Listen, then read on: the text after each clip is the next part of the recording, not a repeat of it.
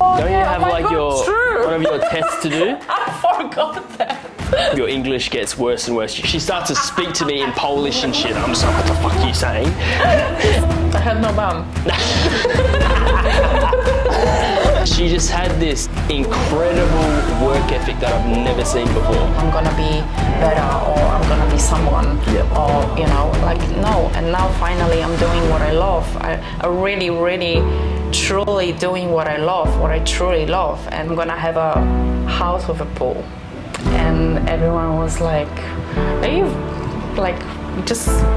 you kidding me? Just like, where you live? Like, shut your dreams. Well, where you live? Yeah, like, and I was like, I'm gonna have it one day. And now we do.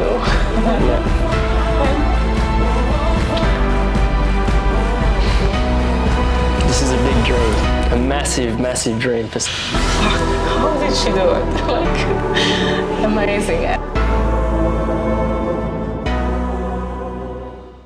Welcome back to the Pumpt Effect podcast, episode 2. I'm your host, Ryan Van Nellestein, and I'm joined by my beautiful fiance, Aggie, Aggie Pumpt Coach. So, this episode is all about Aggie, and we just want to run you guys through a little bit of where Ags actually comes from, what you do, and everything in between. Yep. So I think we're just going to jump right in because some of you guys are already tuning into the prep series that we're doing, but none of you have any idea where we come from, what we do, in even regards to our life, coaching, whatever. Right? Like nobody has any idea. So that's what this is all about, and this is, like we've said in previous podcasts and stuff like that, and previous episodes. It's going to be raw, real. We might cry. We might we don't really know exactly where this is going to go, so we're just going to run with it. All right? Yeah. So, Thank God I feel very comfortable with it, so you can ask me anything. We're going to start. Who is Aggie? What do you do? Where do you come from? Where does this beautiful accent come from? Oh my God. Stop it. And you know what? It's funny because... She's going to cry already. We haven't even started. No, when always people ask me like, so say something about yourself. And I'm like, I'm Aggie, I'm 38. So we're gonna get to that. I have a question about that. So I'm from Poland. You're from Poland. From Holland, and then it's like from Holland. Poland. From Poland. I'm from from Holland. Yeah. Van Nellestein. Yeah. And I never know what to say. Aggie, like, I'm Aggie, 38. Where do you come from? Poland. Let's talk about that. I'm from Poland. Yeah, I'm from Poland. So weird. Maybe I already know the answers to these questions, so it's like a little bit strange, almost like interviewing your own partner. But anyway. Maybe I'm gonna say where is it, because honestly, where many people actually don't know. Where the Poland is. Oh, okay. Yeah. Many people actually don't know, which, it's okay. Europe somewhere? It is in Europe. It is between Germany and Ukraine and Belarus. So it's kind of like East Central Poland. It's pretty cold. It's not cold in winter. It's not that it's like cold the whole year like some people think. Like I thought. We got there and it was like 40 plus degrees. We actually have 4 seasons, like real 4 seasons, which is beautiful. Like I actually love it and I was actually always like, when I came to Australia, I was like, I'm actually missing wearing my like winter clothes, autumn clothes, Yeah. And I remember you unpacking your stuff and you had these big like furry jackets and like with the whole fluff around them. It's like real fluff. None of this fake shit. Last time when I went to Poland in winter, which was without you, unfortunately, when I lost my passport, by the way. That's right. Yeah. Crazy. Yeah. But anyway. I remember trying to ring you and you wouldn't answer your phone. Christmas. Yeah, that was Christmas, and I was so happy to get all my clothes from the closet, and it's not the same anymore. Like I remember when I was a kid, we had like hot summer, and very, very cold winter. Like if I'm saying very cold, is like I'm saying minus 15, 20. Yeah. Okay. But like things we would never experience in Australia. Yeah. White and beautiful blue sky and sunny. Yeah. Such a beautiful weather and actually healthy weather. Yeah. So like surprisingly, like we're not really getting like very sick, you know. Yeah. Because we're actually getting like all this freezing temperature, killing all the viruses and everything. So that's actually really good. Yeah. Yeah. So from ages, what age did you leave Poland? When I was 27. 27. Let's say 6. 26. Yeah, 26. 26? 26 or 27. And where'd you go from Poland? So you always had this dream, right? That yeah, so I never wanted to stay in Poland. Right? Yeah. Never. And I was always saying that I'm going to have a house with a pool. And everyone was like, are you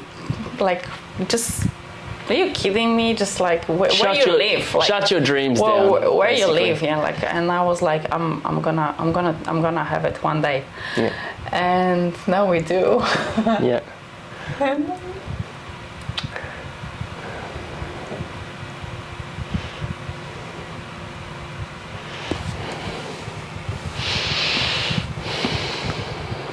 This is a big dream, a massive, massive dream for somebody from Poland, which is where we're going to get deeper into it. But I'm just going to take over for a bit, let you go. No, I'm not going to cut it. I told you, this is raw, real, authentic.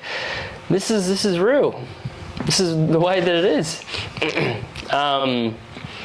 When I first went to Poland, and actually I'll go back even further when I first met you. Yeah, she had this... I had no bum. That too. But she just had this incredible work ethic that I've never seen before. And I considered myself as, one of the hardest workers that I know.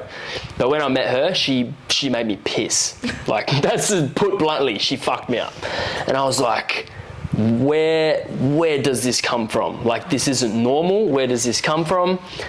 And it wasn't until I went to Poland for the first time where I realized, and I was like, oh my God, like this is where this just ridiculous work ethic comes from. So do you want to talk about that? Like, how did you grow up? Because you grew up very differently to the way that I did or we did in Australia. It's not gonna be story that I'm from very poor family, blah blah blah.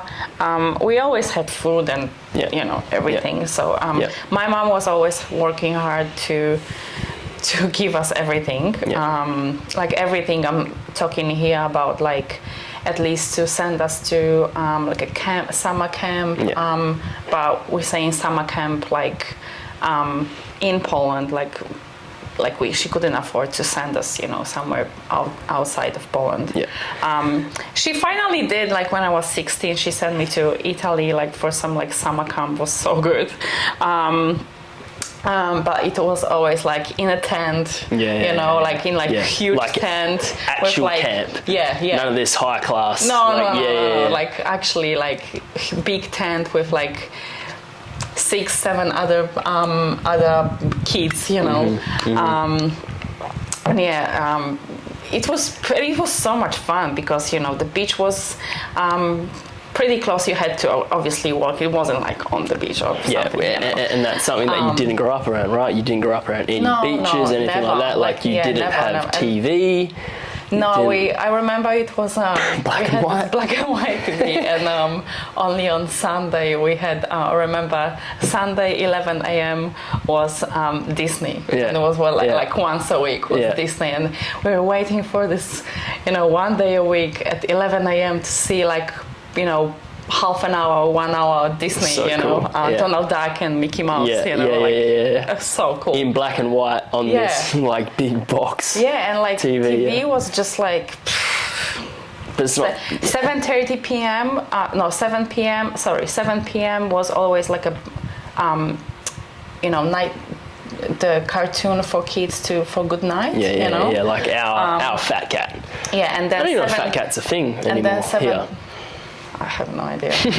So it was like my only one half an hour like with TV, but like already like after bath in PJ, and then 7:30 was news, and like I wasn't even allowed to watch news. Yeah. And it is something about it because now we don't even watch the news now. We don't watch the news. We haven't watched it once since you've been here. And it's funny, like now that we think about it. I was just outside the whole time. My mom couldn't get me inside. Like I was just playing with all the kids all of the time, and all the boys, you know. It's no different now. Literally, you had like one ball, the skipping rope, and like a rope that you like jumping over, like. And like, it's so how crazy is it is you say that, and look at Leo. He's like in a totally different country. He's exactly the same. He is such a always outside. Always wants to be outside. He's just and he doesn't need much as well. Like as long as he has sand and swing. Got a ball. Slide. Got a box. Literally a ball. Give him a bit of paper. He'll just play with it. True. So let's talk about your relationship with your mum and your parents. You asked me when did I leave? Oh yeah, sorry. I just remind myself. We always do that. We always talk about something and then we go deeper, and then we go on to totally different topic. It's true. So what age? So you left at 20? So 20. Let's say 27. 27. Yeah, and where'd you go? Something like that. It was such a long time ago, by the way.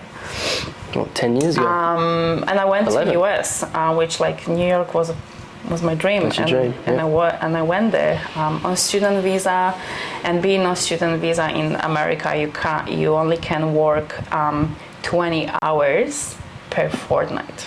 Yeah. Plus 20 hours per fortnight. 10 hours a week. Yeah. So and plus that's like minimum pay rate. You know. It was like. Back then was like $7 per hour, you know, that was my ticket to go on Manhattan, and you know, like how did you survive off of that? Well, you doing dodgy shit? I was always I had my dreams, and but I was always trying to work towards this dream. So. I took whatever job just to make money to survive and try to go higher, and it was just like in America wasn't just much opportunities to actually stay there legally. It's much harder than in Australia. That's true. Lots of people staying illegal, but like I can't imagine do that and not go back to Poland and not seeing my family, but it was just like out of the questions. And so I was just doing cleaning jobs, housekeeping, anything you could, nanny, like literally anything I could, and it was good experience as well. Like I met amazing people. Everyone was so lovely, and it was really good experience, but I couldn't stay there forever, so I came back to Poland, and then I felt very uncomfortable being in Poland, and because you just didn't want to be there. I already left Poland, and I couldn't imagine to stay there, and thank God to my two cousins in Australia, in Sydney. Like I have two cousins in Sydney. They were always telling me like, come here, it's easier. And I finally, let's try that. If I give it a go in America, like I can do it. Whatever. But you did, right? You took all them same skills and applied them when you got here. You did the same thing, right? I went to Scotland for like 6 weeks, and it was so shit. Sorry to all the Scottish people watching. No, it's just like not place for me. Like some people love this place, but I love sun. I love hot weather. Where Scotland has, I don't know how many, 30 days a year with sun. Yeah. It's so depressing. Yeah, like it's actually so many people depressed over there. It's literally, it's so bad. So I was like, yes, Australia. Okay, I'm coming. And at the beginning, I was again on student visa, which like I really didn't have to study, and they didn't need it because I did my bachelor, did my master degree here. So I did full uni. Here in Poland. I did international PT course, so I could work everywhere, and I had accreditation in Australia as well. So you're also a teacher as well? Yeah. Let's just talk about that for a minute while we're on the subject. What other jobs have you done? Because you've done so many different careers. That's my degree. Like I think most people don't know that. Yeah. I mean, you told me that later. I'm like, what? You're a teacher as well? Like, what the fuck? Since when? Yeah. So that's my bachelor and master degree in sports. Yeah. Sports science. So you're a phys ed teacher. Yeah. And I worked as a teacher for 1.5 years. Yeah. And that was when I was finishing my master degree as well, and at the same time I was doing one more job as well because I didn't want to take mom's money anymore. And just like I wasn't living with my parents in my hometown in Radom. I was living in Warsaw, so I had to pay for the bills and live there, and Warsaw is much more expensive than Radom is capital of Poland. So the living is expensive. So I was working in travel agency as well. Getting drunk. Getting drunk with Ola. Let's not get into it. That's another thing. Yeah, okay. But I'm Polish, so Jesus Christ. Your bill de ver behind the counter. And not at work, never. Yeah. Never. No. After. Just before work. After hours. And before. After work, that became before work. No, it's not true. Honestly. And finally came to Australia. And how old were you when you in Australia? 29. Yeah, so it's like a 3-year period, 2-3 year period. Yeah, 29. From when you left. So you left Poland. Yeah. 2 years in America. And then not back even to Poland. Not even a year. To Australia, to Sydney. Yeah. And how long were you in Sydney for? For 4 years. And I didn't really like Sydney. No. I just stuck there because I actually started growing in Sydney. So that was, one thing that was keeping me there, but never actually wanted to stay there. I never put my future there. Yeah. I started with like cleaning jobs, housekeeping, nanny. I was actually nanny for a very good family in Sydney. Thanks to my cousin, because she gave me lots of jobs. That was really good. Let's talk about that for a second. So who did you work for? Because that's pretty cool. So I was first I was nanny nanny and housekeeper for owners of Mambo brand. Beautiful people, lovely people. 3 kids, crazy, like, oh my God. And I said to myself, I'm not going to have kids in my life. But no. That changed. And then I cleaned, I was housekeeper for Ricky Martin. Ricky Martin. Jay. Yeah. That's pretty cool. That was so cool. That was so, I was on prep, by the way, back then. Yeah. I was on the first one? First prep? That was second when I was doing for Ricky Martin. But I was still... Did you see some crazy shit? My first prep was when I was working for Mambo owners. So that was my first prep ever. Yeah. And I was, and I started my PT business as well. So I started in fitness. All hands on deck. It was just literally getting up at 3 a.m. in the morning, doing my cardio, start work at 5:30 in the morning, straight from the gym, going to the house, the Mambo owners. After them, going back to the gym. Oh, and I was studying as well. Yeah. And you had to do like one of your final tests, because I remember asking you and I was like, don't you have like one of your tests to do? I forgot that. Because I was getting, you were like, what, a week out, 2 weeks out or something. And even your English, when you're in prep, your English gets worse and worse. She starts to speak to me in Polish and shit. I'm just like, what the fuck are you saying? And she's looking at me like, answer me, motherfucker. And I'm like, you just spoke to me in Polish. I don't understand. I forgot about it. Yeah, so you had to do a final exam or something. Yeah. And you had to pass it as well, right? I had to pass it pretty high. Pickwick. For my visa. No, it wasn't Pickwick. It was like 2 weeks maybe. Still, you got no brain.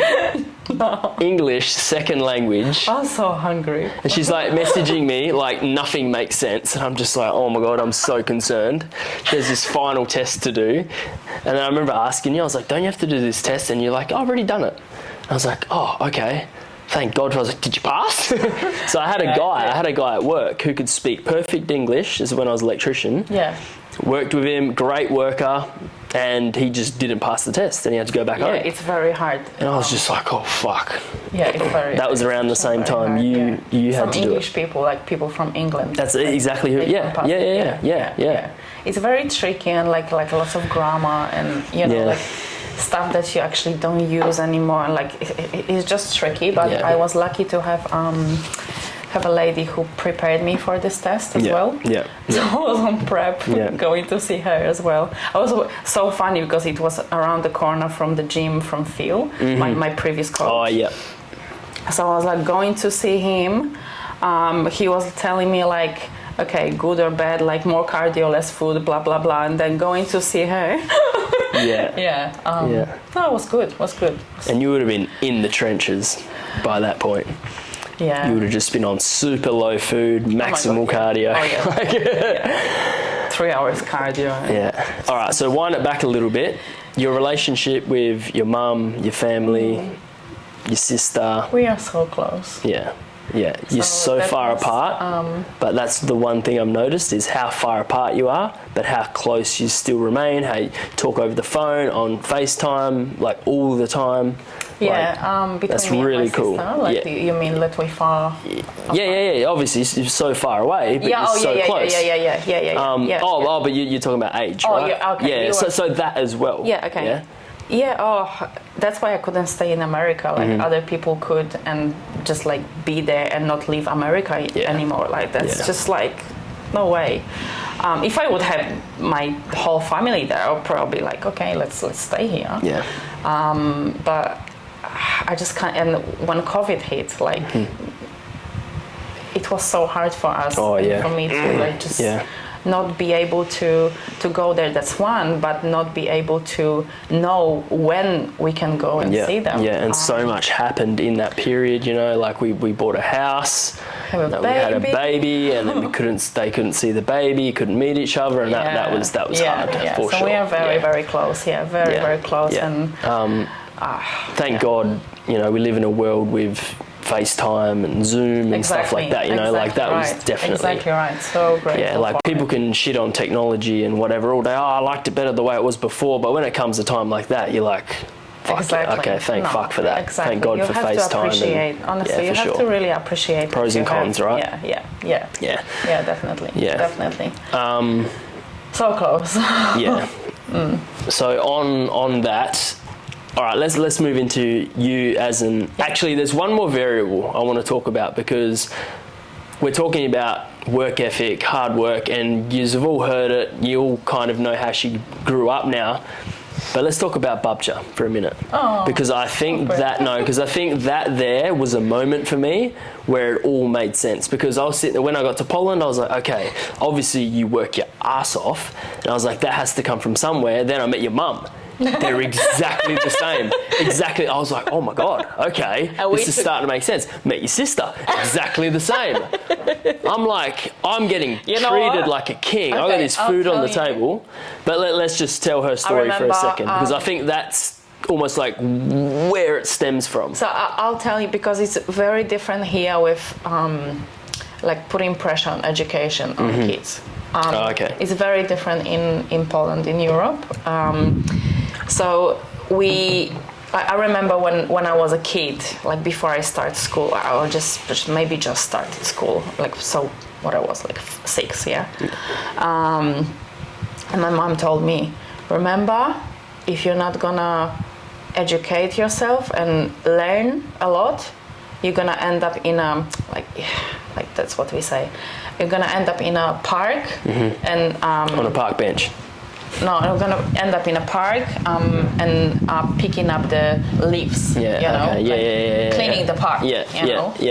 And it got so much in my head. I was like, oh my God, I have to really study, and I have to learn. Got this dream to go to America and Australia. I can't be in the park, Yeah. But she, don't get me wrong, she wasn't like, oh, if you're not gonna learn, blah blah blah. No. It was like, listen. Yeah. And it's amazing with her. Like, she always could, like, really have like conversations with us, and not like hitting us or something about something. It was just like always such a good conversation, and knew what to say, how to say it, when to say it. Yeah.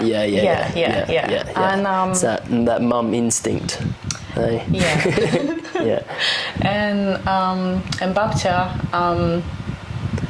Babcia is nana in Polish. Yeah, nana. Yeah. Babcia.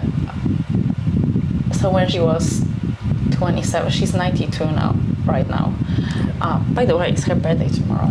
Is it? Yeah, it is. 2nd of March. Yeah, 93. Wow. Wow. Yeah.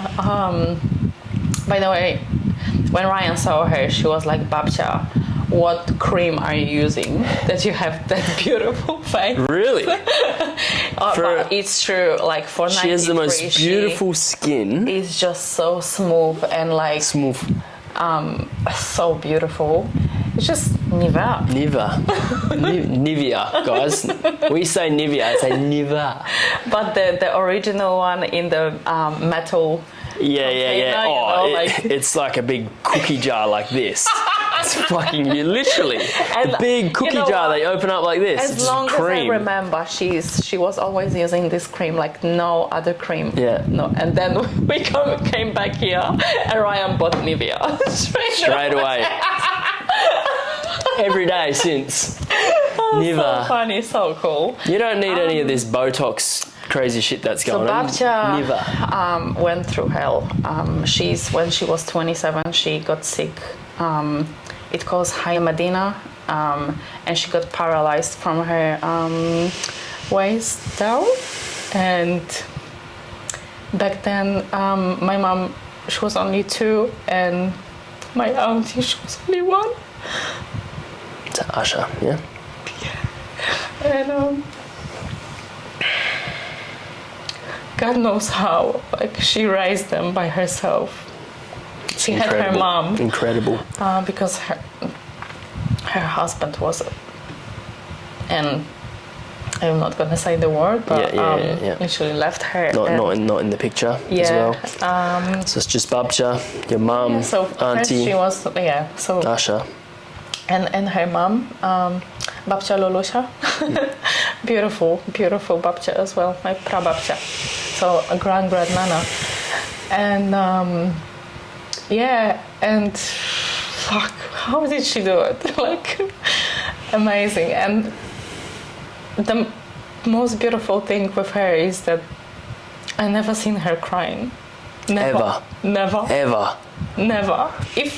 If I was seeing tears, they were happy tears, you know? Yeah.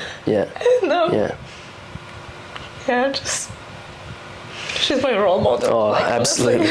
And when I met her, like, I walked in, and this, 90, how old would she been then? Like 90? Yeah. 90, rolled in on a wheelchair with the biggest smile I have ever seen. Yeah. Just the happiest, happiest lady I've ever seen in my life, Yeah. and I could just feel the energy from her, and I like at that moment I was just like, oh my God. Yeah. Like, and I started thinking about it all, and then, you know, you telling stories how she, you know, basically raised everybody on her own. She even raised like, me Paralysed. and my sister as well, you know, because mom was so busy.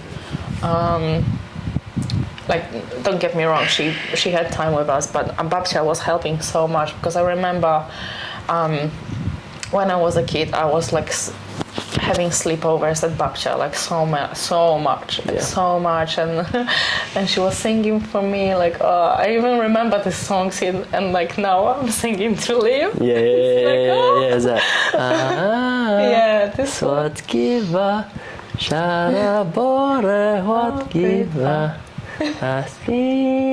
kochania. You don't want to know the actual lyrics to that song. It's true. It's so bad. It's like, No, it's just big brown cat, big white cat, something like that. I was like, what are you actually because saying? You can't really translate. I know, that. but it's Like, so funny. Something about a cat, hey? It sounds better. Like It sounds totally beautiful. different in Polish, you know. Yeah. But it's a Yeah. beautiful song. Like, it sounds so nice. It puts me to sleep. Yeah. And then No, when you this told me what is you're a actually bad saying, I was story. like, what? It's so funny. And she had always so many bad stories, you know, like never ending, never ending. And I was going like, Echeyash, which is like one more time. Yeah. I can't wait for Leo to do that. Yeah. So. We're teaching him Polish as My well. God. All right, so We finish now because. no. We got a lot to get through. So that was God. that's just tip of the iceberg, right? So with that, and that for me was the point where I went, okay, this all makes fucking sense now. This makes why you are like literally the hardest working person I've ever met in my life, and I really like to do that. I'm always asking why. Like, why is this person this way? Like, why is this person that way? Like, how did they grow up? Like, and you know, when I went there, I was like, holy shit. And then going there for the second time was like, again. Yeah. And I was like, holy fuck, this is all just starting to really make sense, you know? So fast forward to, let's talk about you as an athlete and bodybuilding. How did you start bodybuilding? What happened? So, first of all, damn, I wish I could start earlier. It would be funny. I think everybody says that. Yeah. Interesting to see like what I would be now, you know. But so I have sports background. Like I used to be a swimmer. Yeah. Like you. Swimmer, I did triathlon for a while as well, but I couldn't, I had big dreams about swimming as well, because I started very, very young. Like my family was like very active in general, and everyone was taught swimming as a always. And I remember we were always going to swimming pool and like swimming, and like from swimming classes they took me to the like a team, and when I was 9 I actually got very sick because I got epilepsy, and I had to stop that, and that was like one of the biggest thing that made me so happy, and I was getting so good in it. Like I was starting, you know, making such a good results, and like my coach like telling me like, we're going to nationals and like this and that, and then one day my mom couldn't wake me up, and I woke up in hospital after like 40 minutes. So I remember that like I literally I just woke up in hospital, and and like after 2 weeks in hospital getting all the tests and stuff, like they diagnosed the epilepsy, and so that actually happened at the pool? No, okay, she couldn't wake me up. Like I was sleeping. She couldn't wake me up in the morning. Okay. But I remember after trainings, we had like very intense training. Like we had Yeah. I was spending like 3 hours there. Yeah. It was like proper training, not just jump in a pool, do a couple of laps. Really proper, really proper. Like Yeah. we're doing 1 hour outside first, and then like stretching for half an hour, and then literally like 2 hours, 1.5 hours in the pool. Like it was really like it was a lot on me. Yeah. And I was always like very little, very tiny girl, you know, and just for my body it was just too much. And so then I couldn't, like they told me that I can't really do, you know,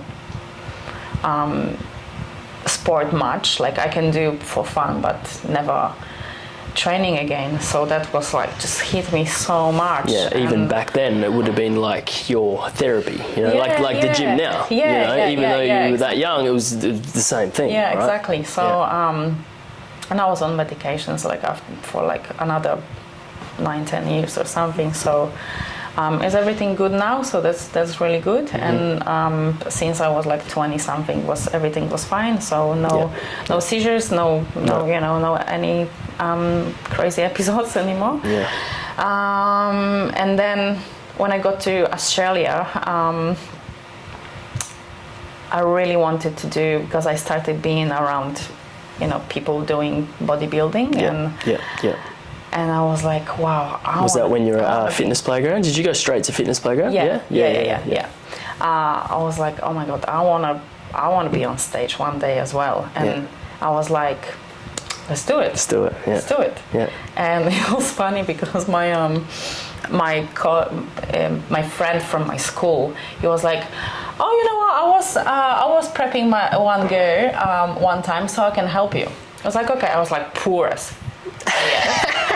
and I was like, yeah, okay. Yeah, I was paying him like, you know, $20 a week or something, something stupid, because I literally had no money. I was like getting divorced. Which we addressed that in the first episode, so, right?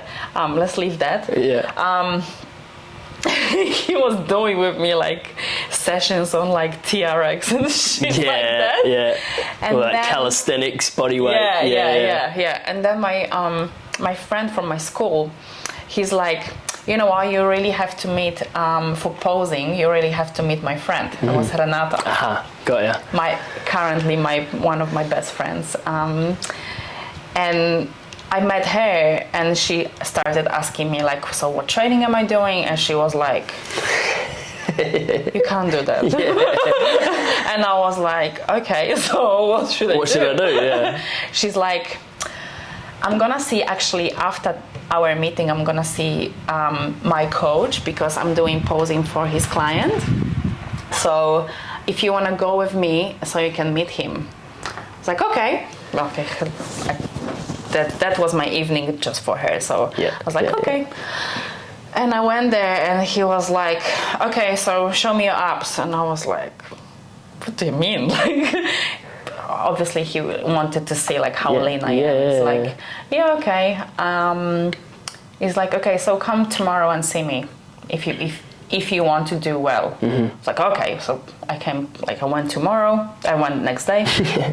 And he's like, okay, if you want to work out with me, like if you want to do well on a competition, like you have to do 4 sessions with me. So he had to test you a little bit, see where your skill set was at, see how much you knew. Yeah, but like he had to push me, because I choose this comp that was like 10 weeks away, you know?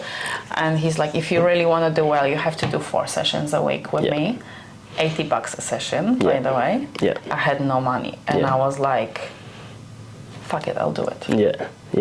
And I was busted. I called my my cousin. I was like, hey, I need some job. Like, you need to give me something. I'm gonna clean on Sundays. Like, I don't get. And I was working 7 days a week from early morning to late night. I was like, I'm gonna do it. So and I did it.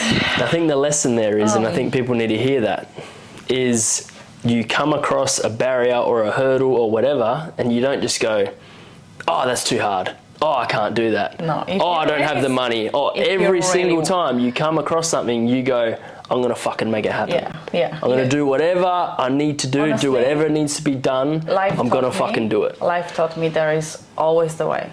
There is always the way. And I didn't have anyone to ask for money. So, and I hate asking for money, by the way.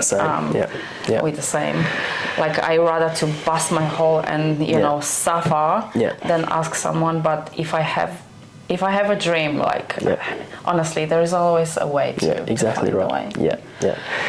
And how much more rewarding is it doing it that way as well? You know, don't ask for anything from anyone. And I think that's been actually that's been one of our biggest problems, is asking for help. Right, which is something that we're both I would say, still breaking through. It's gotten a lot better. Like we've both gone out and got mentors and stuff like that, and it's one of the best things you can do. But for us, it was programming. You know, like we didn't know any different. We didn't know. Like I didn't even really know mentors existed, to be completely honest. Same. You know, it wasn't like a thing. You know, just come from a different world. You know. All right. So fast forward a little bit. How many competitions have you done? I actually have to count. Yeah, same. I wouldn't have. Honestly. I wouldn't have. So you started in when though? 2015. When in 2015 I've done just one comp. Yeah, all the way up until 2019. And then 2015, that was end of season A. Yeah. And then I done season B straight after. So you did back-to-backs. Yeah. Oof. And then 2016 season B. So you took a year off. Yeah. Season 16, season B. 2016. That's where we met. Yeah. That's for another episode. Because we'll be here for hours. And then 2017. 2017 season A. You did too. So you did a back-to-back then as well. You did too. Yeah. And then that's when we met again in Thailand.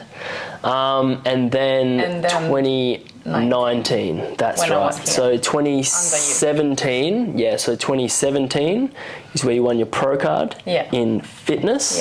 Yeah. Then 2019 in sport is where you won your pro card as well in Italy. You might be able to see it in the background over there. Hey, bougie on the end. That was the sport. That was your pro fitness. Yeah. And that's how you achieved your pro cards in two different divisions.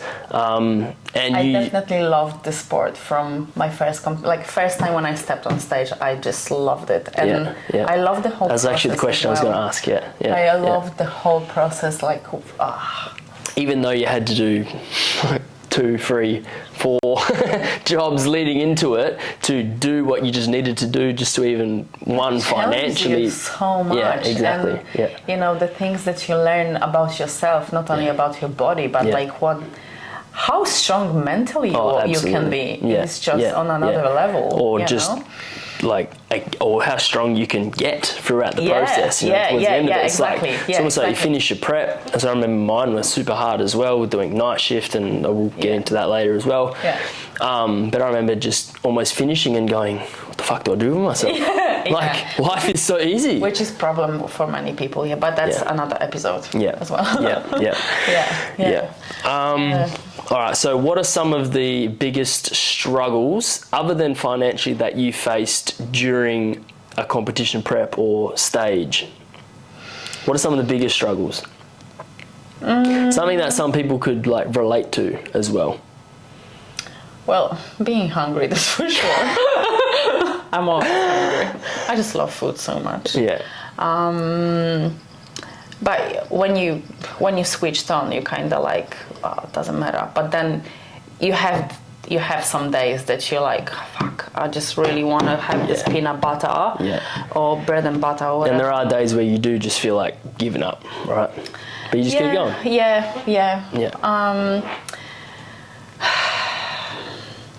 There are really small things. Not being social, that's very, and being you have to be selfish. And we're not selfish at all. Our nature is not I find that really we're not hard. selfish, and that was my. You really have to focus on yourself so much, and you have to be a little bit selfish on prep, just because you have to focus on yourself. So I'm getting this is such a circle,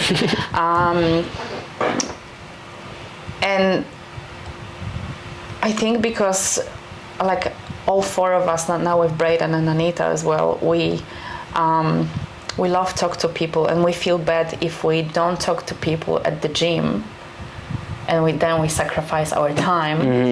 Yeah. That was probably my struggle. I would say the same. And in Sydney, I was actually going to my coach gym, which is like which was normal. And training there. But probably being selfish. But I think that also ties into because we have our own gym. You know what I mean? Exactly. We know everybody there. We know their name. We know a little bit about them. We're friends. You know, it's not like it's a different environment. You know, which makes it so fucking beautiful at the same time. Another thing was, which I learned from it so much, and probably that was my biggest struggle after being selfish altogether, that I never believed in myself. Yep, I can relate. And you know, seeing other girls and comparing myself to other people. But I learned the lesson. I really learned the lesson. That doesn't matter what's before comp. Like, it matters how you look on the day and how you look on stage, because it's totally different than in social media. So. And did you do your best? That's all it comes down to, right? Did you do your best? Was there so? There's I always knew being on stage, even losing. You know, I felt amazing because because I knew that I've done 100% and couldn't do better. One thing that I now been on doing proper off season, and I have to admit that's my first proper 100% off season. I would say the same, to be honest. I never, in regards to never before nutrition, right? Exactly. Same. Exactly. I was always training hard. Never tracked my food before in my off season. Never. Which was, now I'm like, fuck, I should. You know, but treat your off season like a prep, right? Track all your food, weigh your food. Obviously, you have the flexibility, and we have the little cheats here and there. We have turbo sushi and grilled and stuff like that. But at least go out, have a drink here and there. You know, like be social. You know, don't just lock it down like you're on prep and don't talk to anyone or whatever. But exactly. What about as a coach? How do you feel? What are let's talk about the struggles, right? Because everybody talks about all the good shit, right? All the stuff, you know, but I want to dig deep into all the struggles and the tribulations and all that sort of stuff, you know, because I think that stuff is the most valuable. You want to make me watching, cry right? again? No, that's not my intention, right? So what struggles do you find? You kind of mentioned it just before, but what struggles do you find being a coach and separating like that coach athlete? Let's say you have an athlete and you have to be a coach, but then you're also an athlete, but there comes times where you almost like can't be both. Yes. I know that's something that I struggle with myself, and you almost sometimes feel like you're sacrificing a little bit of yourself to be a better coach. Do you feel that? I do. But I think it doesn't bother me too much because, again, like, I always put myself as a last anyway. And because I want the best for my athletes. And you know, the victory for me is their victory. Exactly. So it's gonna be so interesting to do, you know, season B with like 20 of us. That's the reason. That's why I asked that question. And see, like, I don't know. It's like it gets better as the years go by. Hey, it's just like so much because like. Because we are athletes and we know that that sport, and we have experience already, so much experience. We lost few times, we won few times. You know, like we know every taste of it. We know the experience. We So- can relate to the athlete. Exactly. 'Cause So we've been there, yeah. I know that I can give, real advices, Exactly. not from the book or from Yeah. from the website. From what someone else has said or whatever. Yeah. And from my experience, and I know that works. Yeah. So Because you've lived it. Yeah. And the reason I ask that question is because I think there's a lot of people out there watching, and I do see a lot of like athletes step into being a coach. Mm-hmm. They're a great athlete, but that doesn't necessarily make them a good coach. Yeah, and true. I definitely felt that myself. I was like, won a few world titles or whatever, and I stepped into coaching. There's a different world. Oh my God. And Oh like my just God, because you're a yes. good athlete does not make you a good coach. Yes. Oh, right? yes. Oh, Two yes. totally different things. Yes. And Because your body is not the same as someone else's body. exactly right. Yeah. And what you did to get there, you can't just give that person the same protocol and they're going to look the same. I don't want to. Exactly. They probably wouldn't be able to handle it. Probably die. All right, let's spice things up a little bit. What is the silliest thing you've ever done on prep? Oh my God. What's the dumbest thing you've ever done? Well,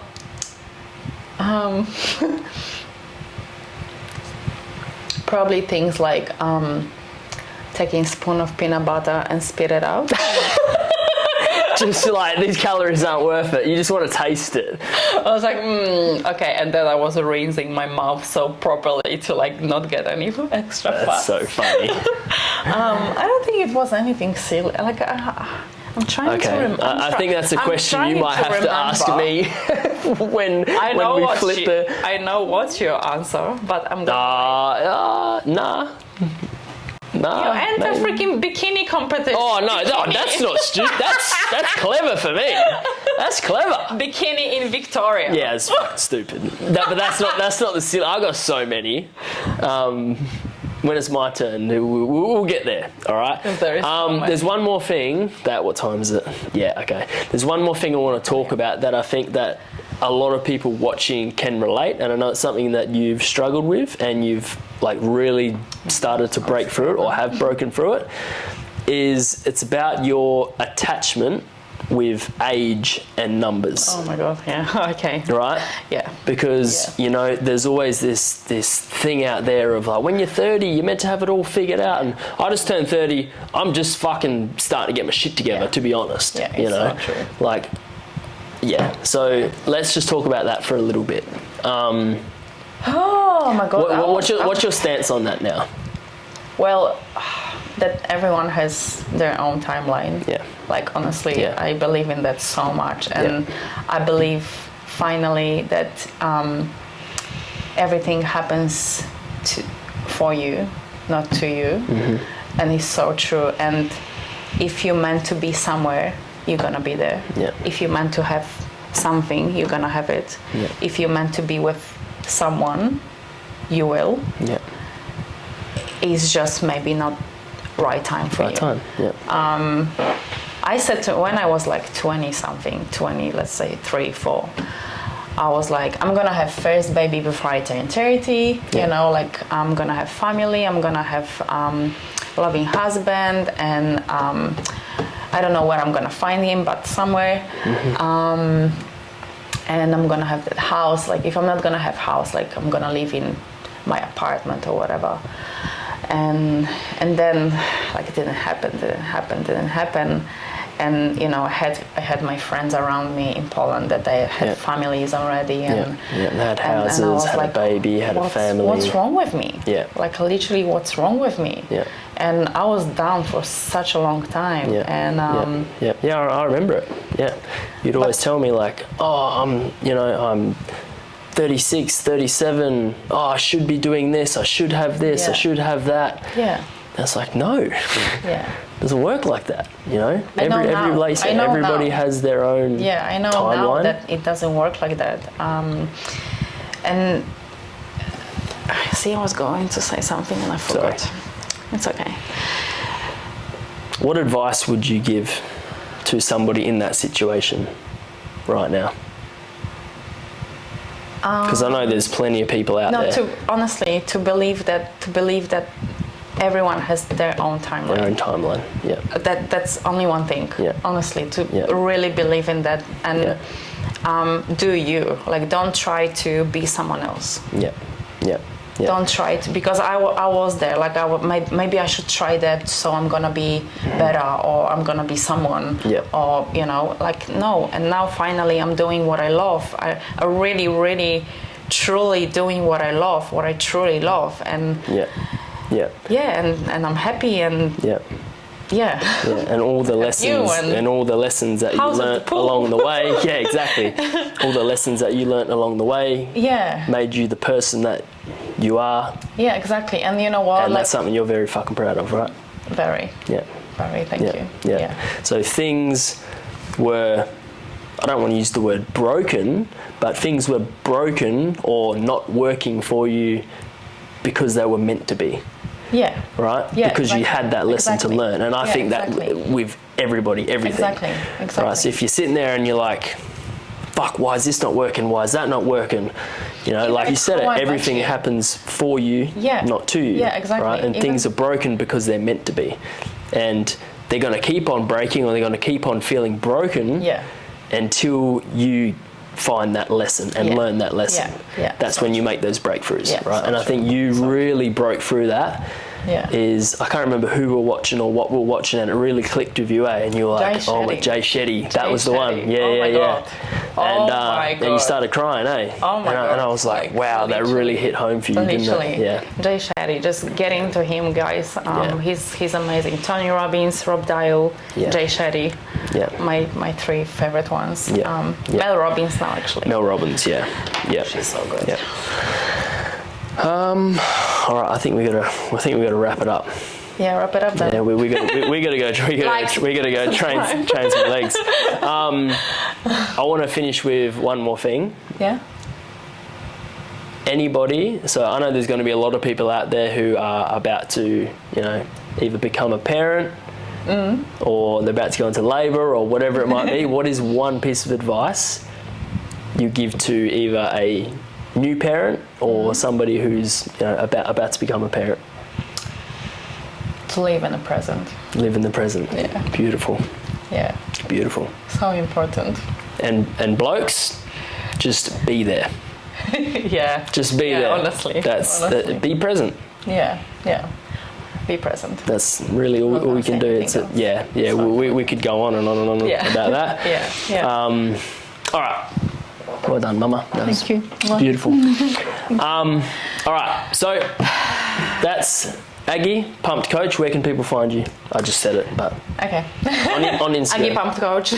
Aggie Pumped Coach on Facebook. Agata, actually, that's gonna change from in 5 minutes. Agata Van Nellestein. 5 minutes. Yeah, because I changed my name. We're getting married in 5 minutes. No, I'm gonna change the name already. Yeah. Because I hate my last name. Yeah. Whoever listened to this. So, don't forget to like, subscribe, hit that notification bell button. That way you'll be notified for every video that comes up with us. Yeah. We're going to try and bang out a video every week, whether it's a podcast or the prep series. So follow that as well. And next we're going to flip the roles, and then she's going to interview me. So we'll see how that goes. That's going to be funny. Don't forget to like, subscribe, leave a comment if there's anything else that you would like to see from us. Yeah. And you will listen to us in the next podcast. Peace out. Have a great day. Love you.